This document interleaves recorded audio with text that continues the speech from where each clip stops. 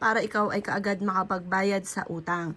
Gawin niyo po ito ng Tuesday or Friday mga bossing. Sa umaga lang ang paggawa ng mga pampaswerte na mga bandang alas 7 ng umaga.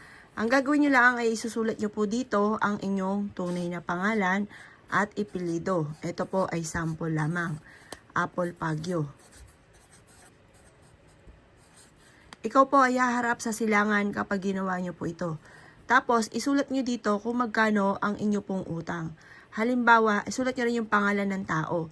Kung hindi nyo alam yung tunay na pangalan at ipilido ng tao, isulat nyo lang dito, makakabayad ako ng utang sa halagang, ganon mga bossing. Halimbawa, ito. Makakabayad ako ng utang agad sa halagang halimbawa lamang po 200k. Yan. Tapos, sulat niyo po dito, magkakaroon agad ako ng pera.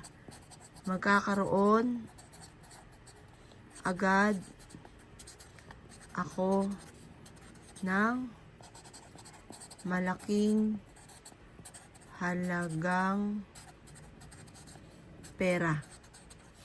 Pagkatapos ito mga bossing, kumuha po kayo ng cinnamon. Isusulat nyo po muli ang pangalan nyo dito. Yayaman ako at magiging matagumpay. Positive lang, tingin positive, be positive. At kung magkano yung amount na matagal mo nang pinapangarap. Halimbawa, gusto ko ng 7M. Magkakaroon ako ng 7 million. Yan, ASAP. Para mabilis. Tapos mga boss, ito ay iikot nyo. Habang iniikot nyo po siya, paulit-ulit ka na nagwi-wish na makakabayad na ako sa aking mga pagkakautang at magkakaroon ako ng 7 million. Makakabayad na ako sa aking mga pagkakautang at magkakaroon ako ng 7 million. Kumuha po kayo ng tali na kulay pula, kulay gold, or kaya ay green. Alin naman sa tatlong yon mga boss, itali nyo po ito sa inyo pong bintana kung saan ikaw ay natutulog. Magtatawag po ito ng swerte at kayo mismo ay maa-amaze dahil may darating sa inyong biyaya na hindi nyo inaasahan. Pero syempre mga boss, kailangan sipag at tiyaga. Tapos tabalan nyo ng mga ganito at makakatulong po ito upang sa ganon kung ano man ang inyong mga ninanais ay kaagad yung makamtan mga bossing. Proven po ito. I-share nyo yung ating video para may mga tao na maaaring naniniwala sa ganito ay matulungan po natin. Dahil kung kayo may mabuting kalooban at nais rin po makatulong, nasa inyo na ang pagpapala po niyan mga bossing.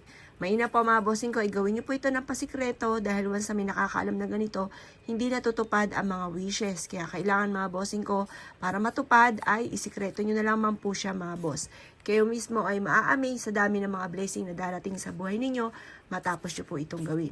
Kaya kung ikay gagawa ng ganito, gawin nyo na po ito at focus lang, maging positive ka, makakamtan nyo kung ano man ang inyong ninanais. Asya mga boss, good luck po sa inyo po lahat.